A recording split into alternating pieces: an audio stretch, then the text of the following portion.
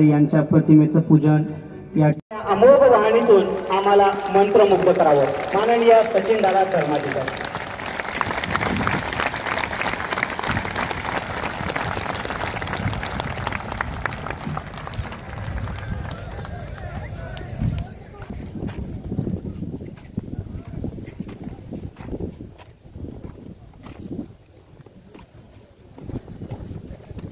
माननीय श्री एकनाथ साहेब, महाराष्ट्राचे मुख्यमंत्री,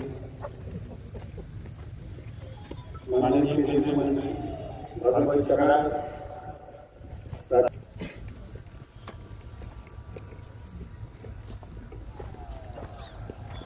माननीय श्री संजय सिंह शिरसाट, माननीय श्री प्रदीप जायसवाल आणि नानासाहेब नेहमी सांगायचे, ते सांगत असत, देशानं माझ्यासाठी काय केलं हे विचारण्यापेक्षा मी माझ्या देशासाठी काय केलं हे महत्वाचं आहे. त्यांचा हाच विचार घेऊन आप्पासाहेब, सचिन दादा सगळेच आपल्या स्त्री सदस्यांच्या माध्यमातून ही सगळी चळवळ पुढे नेत आहे. आणि म्हणून केल्याने होत आहे रे, आधी केलंच पाहिजे ही भूमिका घेऊन आपण पुढे जात आहे. अशी जिद्द जी आहे या सगळ्या चळवळी मागे निश्चितपणे प्रेरणादायी आहे. मुख्य म्हणजे आता ही चळवळ आपल्या स्त्री सदस्यांपुरती मर्यादित राहिली नाही, इतरांनाही त्यातून आपल्या गावासाठी, आपल्या शहरासाठी आपण काहीतरी चांगलं करावं ही प्रेरणा मिळते. आता हजारो लोक इकडे आल्यानंतर त्याचा परिणाम इतर हजारो लोकांवर नक्की झाल्याशिवाय राहणार नाही. आणि समाजामध्ये काम करणाऱ्यांची संख्या वाढेल. आणि हे सगळ्या अर्थाने, खऱ्या अर्थाने समाजासाठी, आपल्या शहरासाठी, आपल्या राज्यासाठी नक्की उपयुक्त ठरेल. आणि त्याचबरोबर नानासाहेबांचे विचार आपल्या सगळ्यांसाठी, या राज्यासाठी, देशासाठी दीपस्तंभाप्रमाणे आहेत. आणि म्हणूनच आप्पासाहेब देखील तो विचार पुढे नेत आहे. आणि म्हणून मी आणि उपमुख्यमंत्री देवेंद्र फडणवीस साहेब आम्ही दोघंही वेळोवेळी विशेषतः या राज्याचा कारभार करताना याचं कटाक्षाने आम्ही पालन करत असतो. आणि त्याचा अनुभव गेल्या 4-5 महिन्यात आपल्या सगळ्यांना आलेला असेल.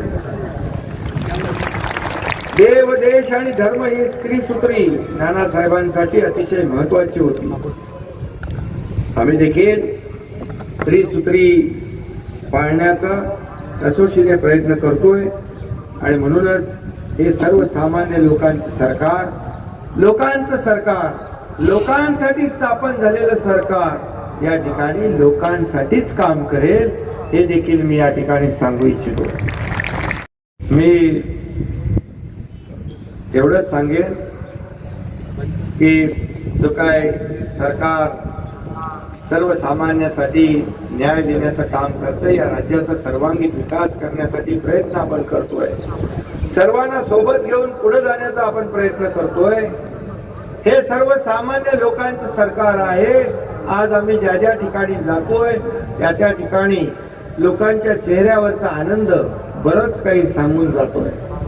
त्यांना वाटतंय हे सरकार आपलं आहे, आपल्यासाठी काहीतरी करेल ही भावना फार महत्वाची आहे. आणि म्हणून या सरकारच्या पाठीशी आम्हाला काम करण्यासाठी जी प्रेरणा मिळते त्याच्या मागे नक्कीच आप्पासाहेबांचे आशीर्वाद आहेत, त्यांची प्रेरणा आहे, त्यांची ऊर्जा आहे. चांगलं काम आम्ही करत राहू एवढंच सांगतो. आणि आज भव्य अशा स्वच्छता अभियानाला आज सुरुवात झाली. आणि यासाठी मी सचिन दादांचं मनापासून पुन्हा एकदा अभिनंदन करतो, त्यांना धन्यवाद देतो आणि या ठिकाणी थांबतो. जय हिंद, जय महाराष्ट्र. या व्यासपीठावरती माननीय जयस्वाल साहेब असतील, संजूभाऊ असतील, माननीय मुख्यमंत्री साहेब, आम्ही महापालिकेत बरोबर होतो, म्हणजे महापालिकेची आम्हाला जाणीव आहे. पण आपल्यावरती जबाबदारी आहे की जसा धर्माधिकारी यांची संस्था या ठिकाणी येते, स्वच्छता करते, तर पुढील काळामध्ये तुमचा आदर्श घेऊन हे शहर स्वच्छ कसं राहील त्यासाठी आम्ही प्रयत्न करू. योगायोगानं आता G20 ची मीटिंग फेब्रुवारीच्या लास्ट वीक मध्ये 23-24 फेब्रुवारीला होण्याची शक्यता आहे. 250 जवळजवळ परदेशी पाहुणे स्टेक होल्डर्स आपल्या शहरामध्ये येणार आहेत. म्हणून हे शहर स्वच्छ आणि सुंदर कसं राहील त्या दृष्टीनं महानगरपालिका आणि महाराष्ट्र शासन प्रयत्न करत आहे. पण आम्ही या शहरातले नागरिक म्हणून एक आदर्श शहर संभाजीनगर बनवण्यासाठी प्रयत्न करतोय. मला धर्माधिकारी साहेब कल्पना नाहीये तुम्ही शहराची निवड कशी करताय. म्हणजे तुम्ही चांगलं शहर निवडता, मोठं शहर निवडता, पण तुम्ही परदेशात जाऊन सुद्धा काम करता.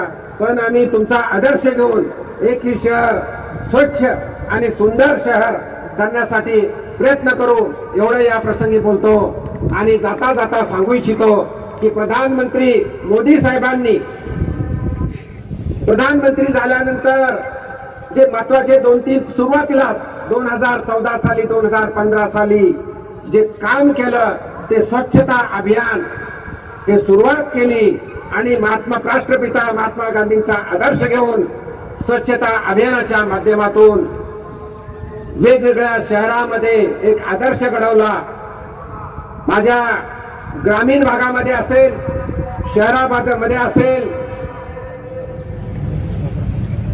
स्वच्छता अभियानाच्या माध्यमातून वेगवेगळी चांगली कामं केली. त्यामध्ये एक नमूद करण्यासाठी म्हणजे शहरात आणि ग्रामीण भागामध्ये टॉयलेट्स विशेषतः आमच्या महिला माता भगिनीसाठी ज्याची जरूरत होती ते उपलब्ध करून दिल्यात. अशी बरीच कामं सांगता येईल, पण आपल्याला माननीय मुख्यमंत्री साहेबांना ऐकायचं आहे म्हणून जास्त वेळ न घेता परत एकदा या शहराचा नागरिक म्हणून माननीय मुख्यमंत्री साहेबांचं आणि आमच्या सर्व संस्थेच्या पदाधिकाऱ्याचं मनापासून अभिनंदन करतो. आणि मी माझ्या वाणीला विराम देतो. धन्यवाद. घेतले जातात पर्यावरणासाठी वृक्ष संवर्धन असेल, वृक्षरोपण असेल, फक्त वृक्ष लावणं नाही, त्याचं संवर्धन कसं करता येतील ते सुद्धा काम आपण करताय. त्याचबरोबर पाण्याचं दुर्भिक्ष, यावर्षी पाऊस चांगला पडला, पण पाण्याचं दुर्भिक्ष, पाण्याचं महत्व आपल्या सर्वांना आहे. मला माहित आहे या शहरामध्ये पाणी 8 दिवसाला येत आहे, पण